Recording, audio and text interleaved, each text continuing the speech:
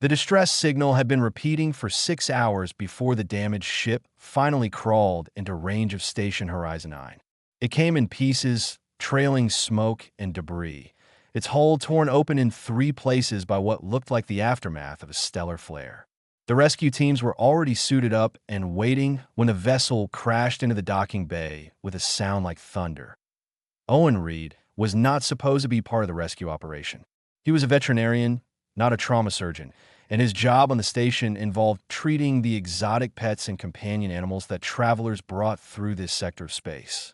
But when Commander Alara's voice came over the intercom requesting all medical personnel to the docking bay, he grabbed his kit and ran like everyone else.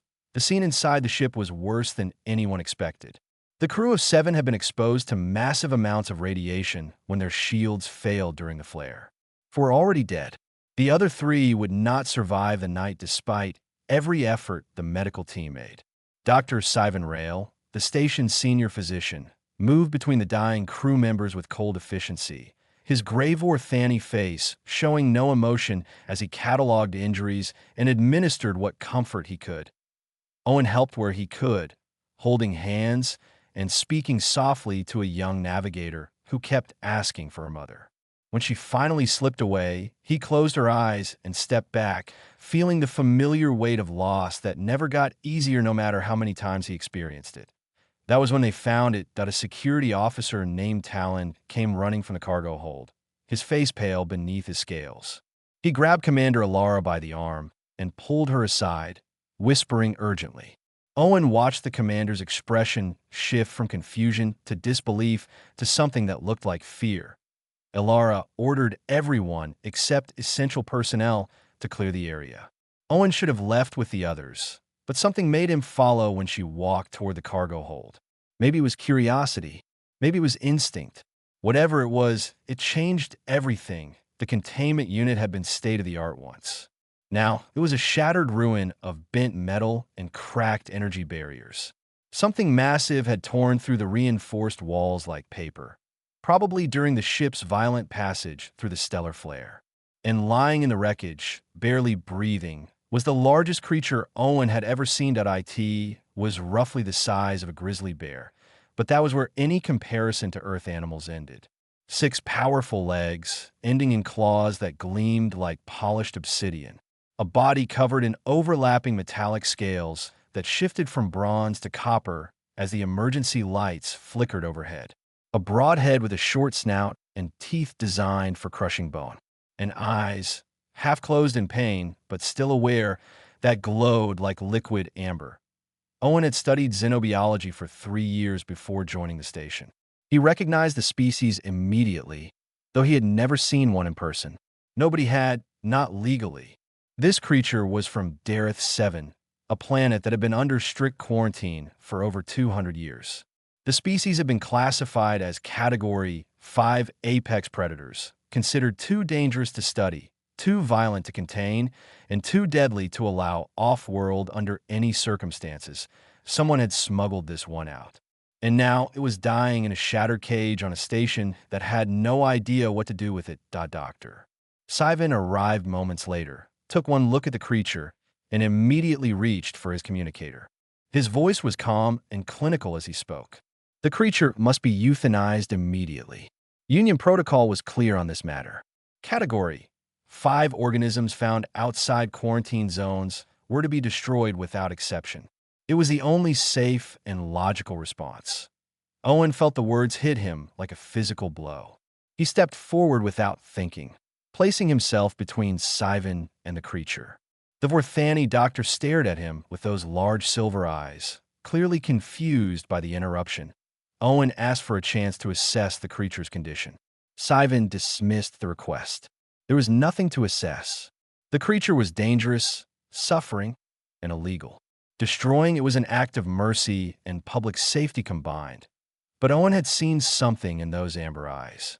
Not the mindless aggression that the classification reports described. He saw fear. He saw pain. He saw an intelligent being that was terrified and alone and did not understand why it was hurting. He had seen that look before, in the eyes of wolves caught in traps and eagles with broken wings. It was the look of a creature that wanted to live he told Sivan he would not allow the killing. The Vorthani doctor's face remained expressionless, but his voice grew colder. Owen was reminded that he had no authority here. He was a veterinarian who treated pets. This was a matter of station security. Commander Alara had been watching the exchange in silence. Now she stepped forward, her blue Kalori skin seeming to darken as she considered the situation. She asked Owen directly what he thought he could accomplish. The creature was wounded beyond any reasonable hope of recovery. Even if it survived, what then? It could never be returned to its planet. It could never be kept safely on the station. What exactly was his plan? Owen admitted he did not have a complete plan, but he knew this much. The creature deserved a chance. Every living being deserved a chance to be understood before being condemned. That was what humans believed. That was what he believed. Alara was quiet for a long moment. Then she made her decision. Owen had 12 hours to stabilize the creature and prove it could be safely contained. If he failed, or if anyone was harmed, the creature would be destroyed and Owen would face a formal disciplinary review. Sivan protested that this was madness. The commander's word was final. Owen looked back at the creature lying in the wreckage. Its amber eyes were fixed on him now, watching, waiting. He did not know if it could understand what was happening. But he made his silent promise anyway. 12 hours. He would find a way out. He had to. The quarantine bay had been designed for containing biological samples, not living creatures the size of small vehicles. Owen spent the first hour just preparing the space, clearing equipment, and reinforcing the containment barriers as best he could. The creature had been sedated for transport, but he knew the drugs would wear off soon. He needed to be ready. Nira, a young Vorthani medical assistant with curious violet eyes, was the only one who volunteered to help him set up. She did not enter the containment area, but she passed supplies through the airlock and watched everything Owen did with intense fascination. When he asked why she was helping, she admitted that she had never seen anyone argue with Dr. Sivan before. She wanted to see what happened next. What happened next was 12 hours of the most difficult work Owen had ever done. The creature woke slowly, its amber eyes flickering open and then widening with panic as it realized it was in an unfamiliar place. It tried to stand, but its injured legs gave out beneath it. The fall made it cry out, a sound somewhere between a roar and a whimper that echoed through the quarantine bay. Then it saw Owen standing near the airlock, and everything changed. The creature lunged, even wounded, even weak.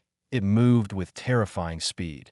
Owen barely managed to dodge the first strike, feeling the wind from those obsidian claws pass inches from his face. He retreated to the far corner of the bay, hands raised in what he hoped was a universal gesture of non-threat. The creature did not follow. It crouched in the center of the room, scales bristling, growling low in its chest. Its amber eyes never left him. Owen began to talk. He told the creature about Montana, about the ranch where he grew up surrounded by animals that most people considered dangerous. He talked about the first wolf he ever rehabilitated, a female who had been caught in a trap and lost her front leg. Everyone said she would never survive in the wild again. Everyone said she would be better off dead. Owen had spent 6 months earning her trust, and when he finally released her back into the wilderness, she had turned and looked at him with eyes that held no fear at all. The creature did not understand the words. Owen knew that, but he also knew that tone mattered more than language. He kept his voice soft and steady, never rising above a gentle murmur. He moved slowly, telegraphing every action. He sat down on the floor, making himself smaller, less threatening. An hour passed. Then, too, the creature stopped growling, though its eyes remained fixed on Owen with wary intensity. It was watching him the way a wild animal watches a potential predator, waiting for any sign of aggression. Owen waited too. By the 4th hour, the creature had lowered itself to the floor, its breathing labored from the effort of staying alert. Owen could see the wounds clearly now. Plasma burns along its left side, blackened and weeping. At least 2 broken legs. Signs of infection spreading through the damaged tissue. Without treatment, the creature would be dead within days. He began to inch forward. The creature's head snapped up immediately, a warning growl rumbling from its chest. Owen froze. He waited until the growl subsided. then moved forward another few inches. Froze again when the growl returned. Advanced again when it stopped. It took him nearly 2 hours to cross the 15 feet between them. When he finally reached the creature's side, his heart was pounding so hard he could feel it in his throat. Those massive claws could tear him apart in seconds. Those crushing teeth could snap his spine like a twig. One wrong move, one moment of fear or hesitation, and he would die in this room. But he did not die. Instead, he slowly extended his hand and laid it gently on the creature's uninjured side. The scales were warm beneath his palm, almost feverish from the infection raging through its body. The creature flinched at his touch, muscles tensing, but it did not attack. It watched him with those amber eyes, and Owen saw something there that made his chest ache. That IT was exhausted. Not just physically, but emotionally. It had been captured, caged, transported across the stars, traumatized by the crash, and now was trapped in a strange place with a strange being touching its wounded body. It had every reason to kill him, but somewhere in its intelligent mind, it had decided to give him a chance instead. Owen got to work. He cleaned the plasma burns as gently as he could, wincing in sympathy when the creature made small sounds of pain. He applied antibiotics designed for carbon-based life forms, hoping they would be compatible with the creature's biology. He splinted the broken legs using materials from his emergency kit, talking softly the entire time, narrating every action so there would be no surprises by the 10th hour. The creature's eyes had closed, not in death, but in something almost like peace. Its breathing had steadied. Its muscles had relaxed. When Owen carefully wrapped a bandage around its torso, it made that soft, rumbling sound again, the one that was not quite a growl. Owen recognized it. He had heard similar sounds from injured wolves and bears when they finally understood that the strange human touching them was trying to help. It was not trust, not yet, but it was the beginning of something. The first fragile thread of connection between two beings who should have been enemies. He worked until exhaustion finally claimed him. The last thing he remembered was sitting down beside the creature's massive form, intending to rest for just a moment. His eyes closed without his permission, and darkness took him. Nira found him 3 hours later when she came to check if he was still alive. She activated the observation camera and stopped breathing. Owen was lying on the floor of the quarantine bay, deeply asleep. And the creature, that massive predator that the entire galaxy classified as a mindless killer, had curled its body around him like a living shield. Its great head rested near Owen's shoulder, amber eyes half open and watchful. When the camera drone moved closer, a low growl rumbled from its chest. IT was protecting him. Nira ran to find Dr. Sivan. She did not know what this meant, but she knew he needed to see it. Everything they believed about these creatures was wrong. Owen woke to the sound of arguing voices outside the quarantine bay. His body ached from sleeping on the hard floor, and for a moment he could not remember where he was. Then something warm shifted beside him, and everything came flooding back. The creature was still there, still curled around him, but its breathing had grown worse overnight. The infection was spreading faster than his makeshift treatments could handle. When Owen carefully sat up, the creature opened its amber eyes and made a soft sound of distress. It was getting weaker. The voices outside belonged to Dr. Sivan and Commander Alara. They were discussing what to do now that Owen's 12 hours had passed. Sivan argued that the deadline was irrelevant. The creature was dying anyway. Continuing this foolish experiment would only prolong its suffering. Alara countered that Owen had done something no one thought possible. The creature had not attacked him. It had actually protected him. Surely that meant something. Owen activated the intercom and spoke directly to them. He told them the creature would die without proper medical treatment. The burns were infected at a cellular level. It needed surgery, real surgery, with actual medical equipment instead of emergency field supplies. He needed access to the station's surgical bay. That Sivan's response was immediate and harsh. Absolutely not. The surgical bay was for station personnel and registered travelers. It was not for illegal predators smuggled from quarantine zones. Owen was asking him to waste precious medical resources on a creature that would be destroyed anyway once the authorities arrived. Owen asked what authorities. Ilara explained that word had reached the quarantine authority about the creature. They were sending officials to investigate the smuggling operation and to destroy the animal. Their ship would arrive in 48 hours. 48 hours. Owen looked back at the creature lying on the quarantine bay floor. It might not even survive that long without intervention.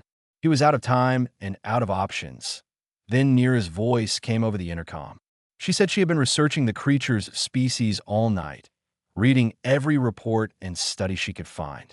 Most of it was useless, just warnings about how dangerous they were and recommendations for how to kill them efficiently.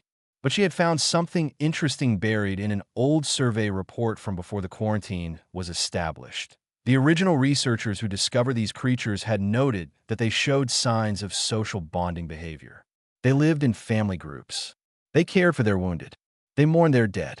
One researcher had even suggested that they might be candidates for eventual uplift and integration into galactic society.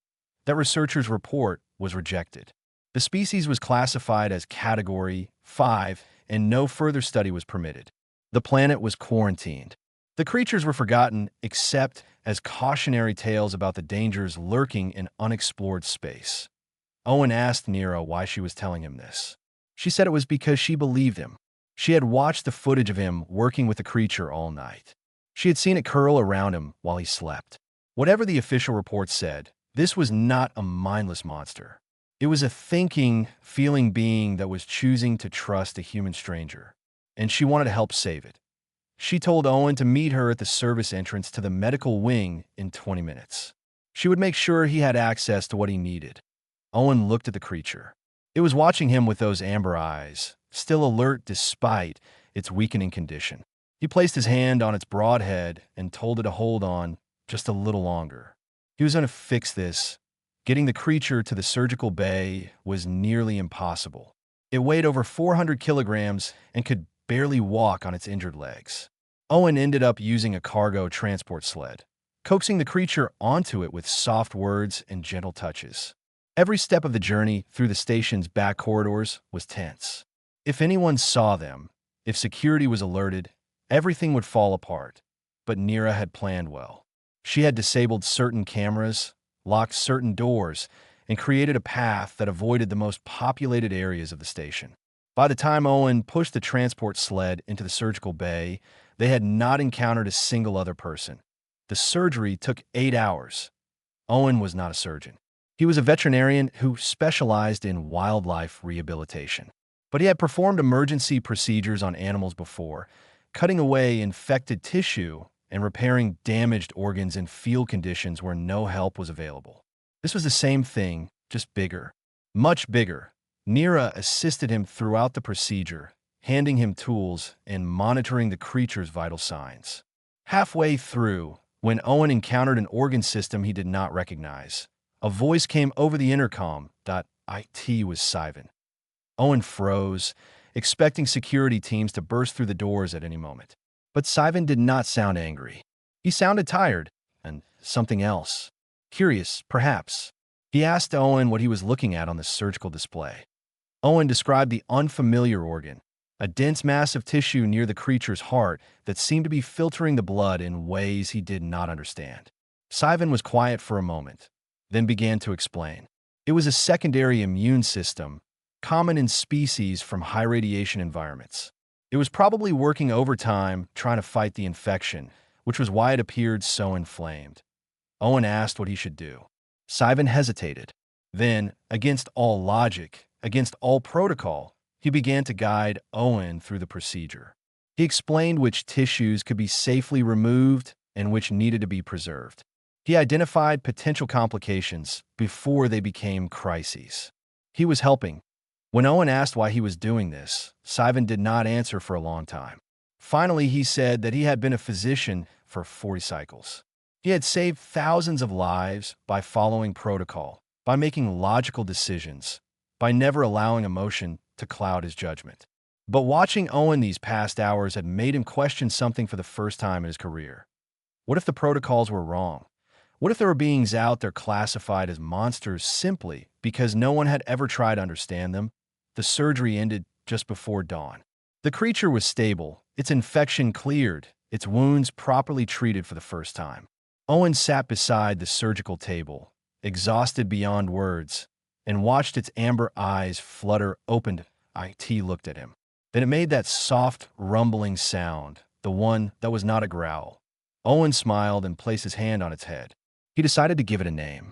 He called it Bramble because of the thorn-like protrusions on its scales.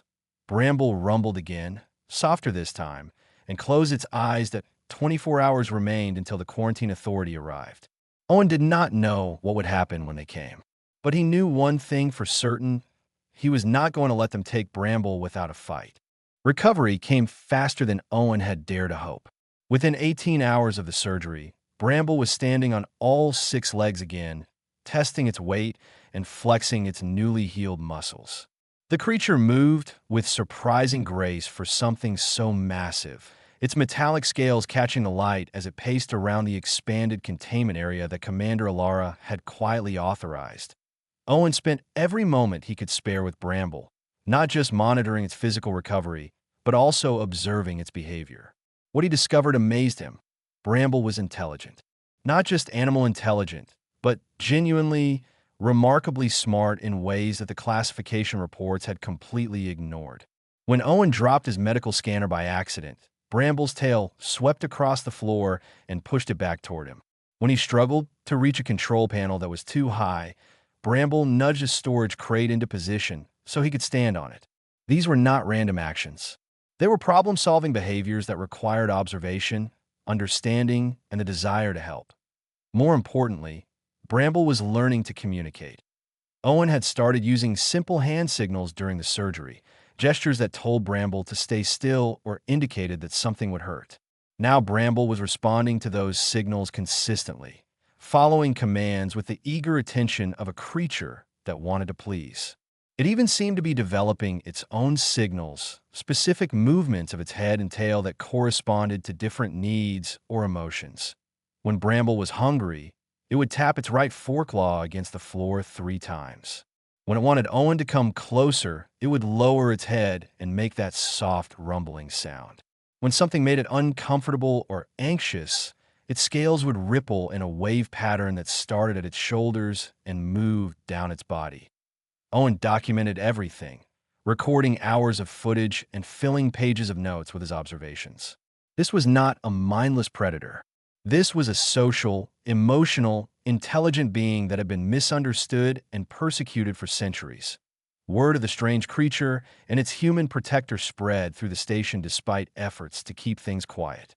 Crew members began finding excuses to walk past the containment area, peering through the observation windows with expressions ranging from curiosity to fear. Some of them left after just a few seconds, shaking their heads in disbelief.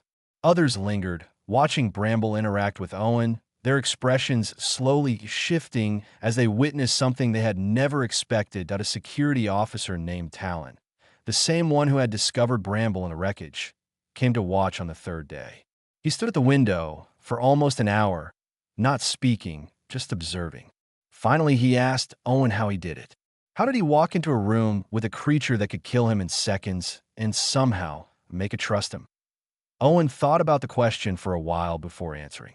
He explained that trust was not something you could force or demand. It had to be earned through patience and consistency and respect. You had to show the other being, whether it was a wolf or a hawk or an alien predator, that you were not a threat. You had to prove through your actions that you valued its life and its comfort and its dignity. Talon asked if humans did this often, forming bonds with dangerous creatures. Owen smiled and said it was practically a human tradition. Thousands of years ago, humans had looked at wolves and seen not enemies, but potential partners. They had looked at horses and imagined riding across the plains. They had found ways to connect with elephants and dolphins, and even some reptiles that other species would never dream of approaching. Some people called it foolishness. Owen preferred to call a hope. Doctor Sivan came to visit on the 4th day.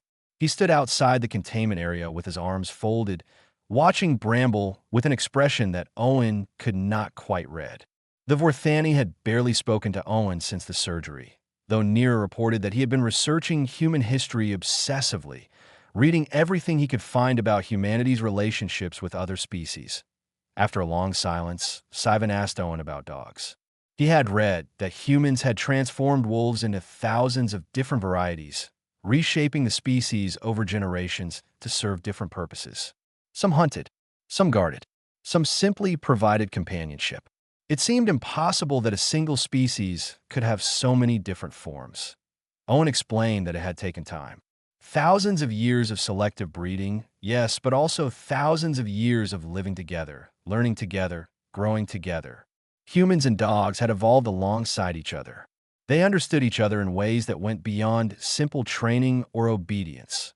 Sivan asked if Owen believed the same thing could happen with Bramble species.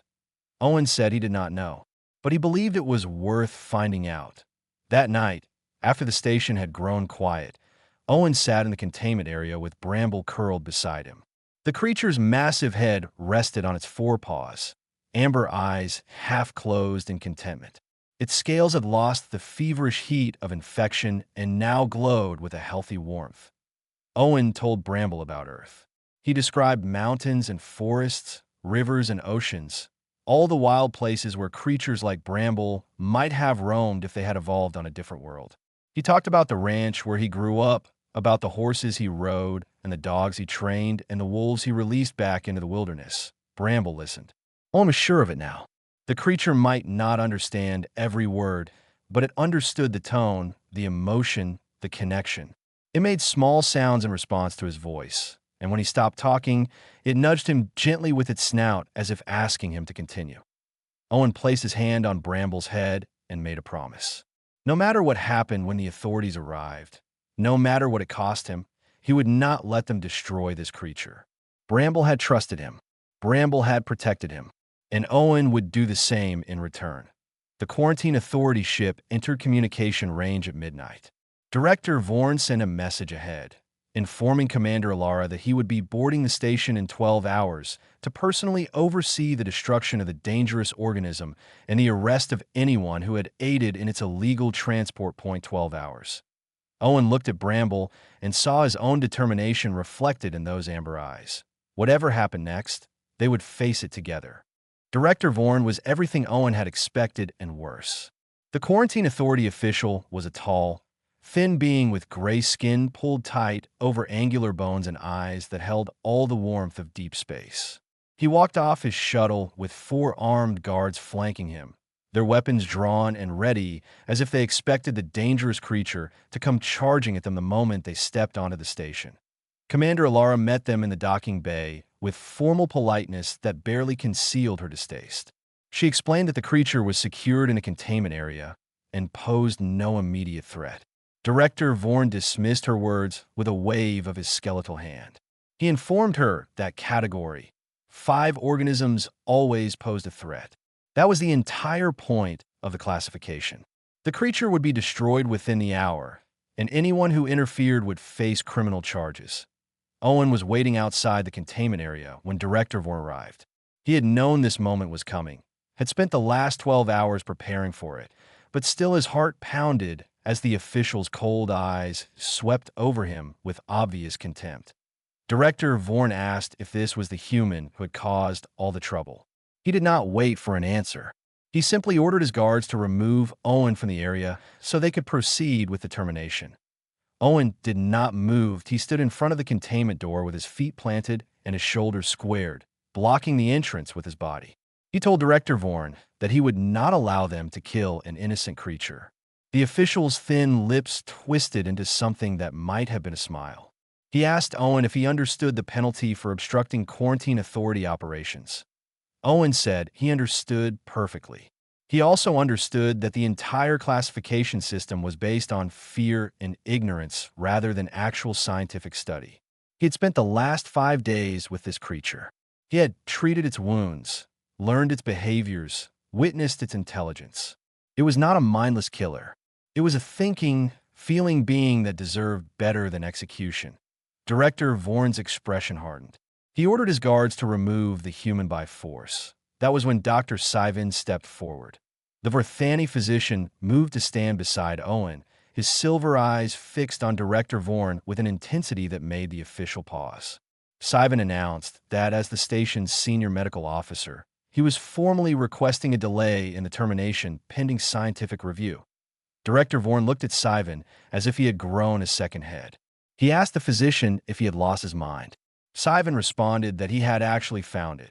Perhaps for the first time in 40 cycles of blindly following protocols he never questioned, he explained that he had observed the creature's behavior extensively over the past several days. He had documented intelligence markers, social bonding responses, and communication attempts that were completely inconsistent with the Category 5 classification. Either the original assessment was flawed, or this species had evolved significantly since the quarantine was established. Either way, destroying the creature without proper scientific review would be a grave error. Director Vorn turned to Commander Alara and demanded that she remove both of these individuals from his path immediately. Alara's face was unreadable as she considered her options. Supporting Owen and Sivan meant defying Galactic Union authority, risking her career, possibly even her freedom. But she had seen the footage too. She had watched a predator curl protectively around a sleeping human. She had witnessed something that challenged everything she thought she knew. Before she could respond, a low rumble echoed from inside the containment area. Director Vorn's guards raised their weapons, their faces pale with fear. The official himself took a step backward, his composure cracking for the first time since his arrival. Even Alara's hand moved toward her sidearm, but Owen recognized that sound. It was not a threat. It was a greeting that he turned and looked through the containment window. Bramble was standing at full height, all 6 legs braced, amber eyes fixed on the scene outside.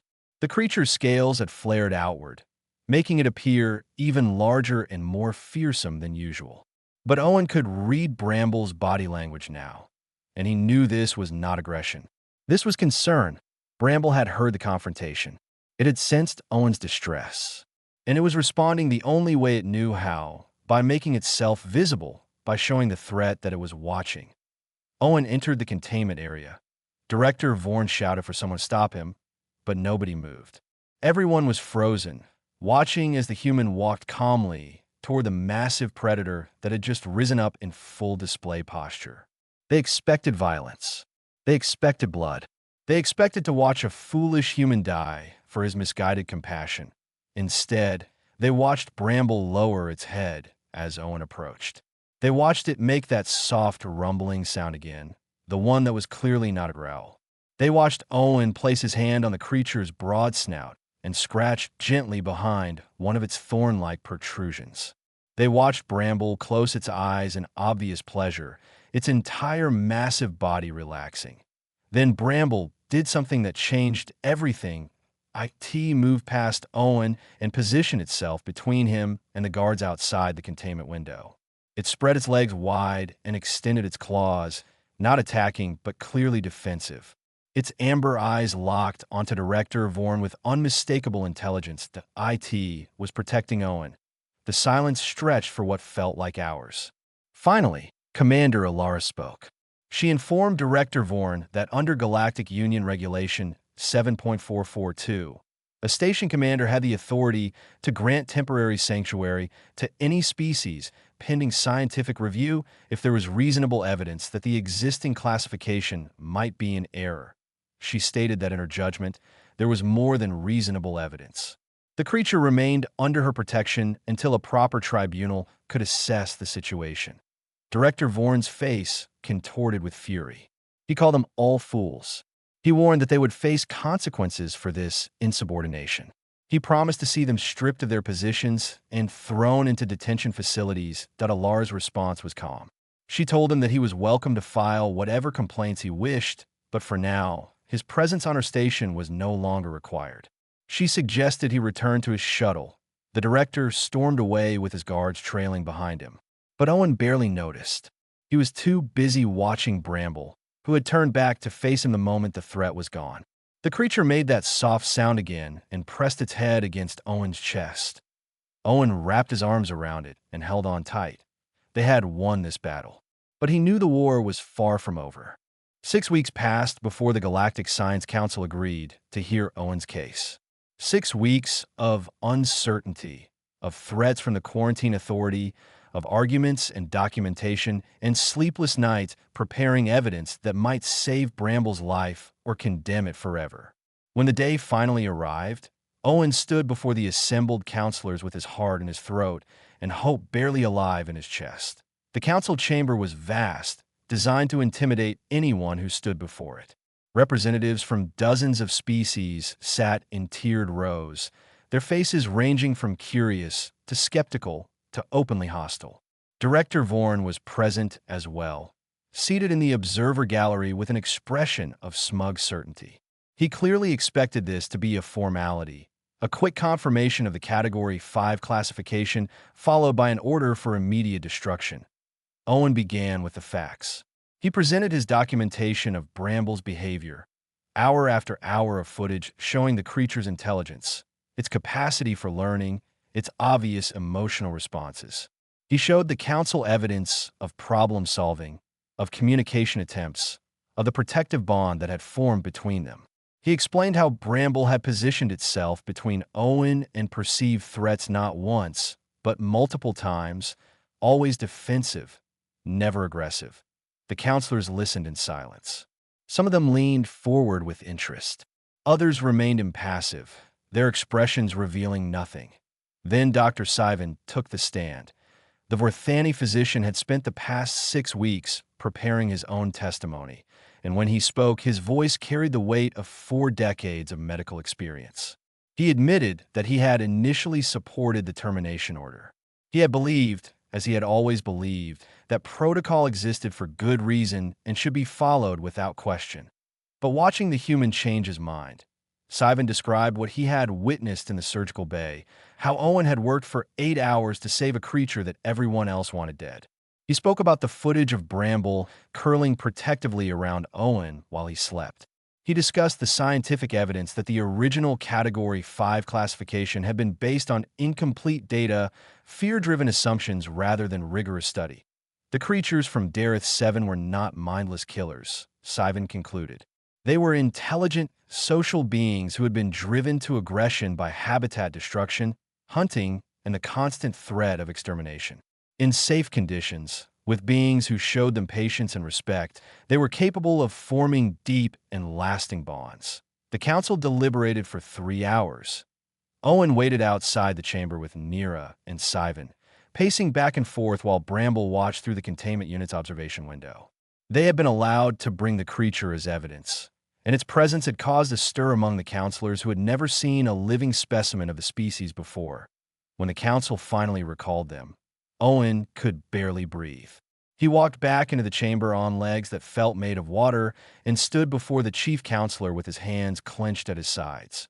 The verdict was unanimous. Based on the evidence presented, the Galactic Science Council ruled that Bramble species be reclassified from Category 5 Apex Predator to Protected Intelligent Species. The quarantine on Dareth 7 would be modified to allow supervised scientific study. The existing shoot on-site protocols were revoked, effective immediately. Owen felt his knees weaken.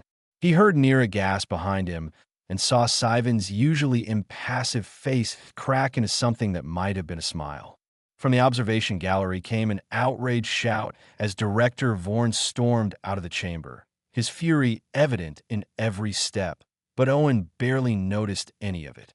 He turned to look at Bramble through the containment window, and the creature pressed its snout against the transparent barrier, amber eyes bright with what Owen could swear was understanding.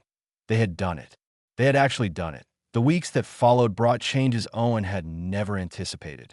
His case made headlines across the galaxy. Scientists who had spent their careers studying dangerous species reached out to learn his methods.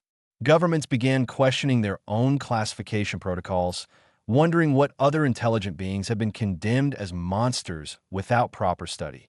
The Galactic Union offered Owen a prestigious position at their main research facility, a chance to shape xenobiology policy for generations to come. He turned it down. Instead, he proposed something different.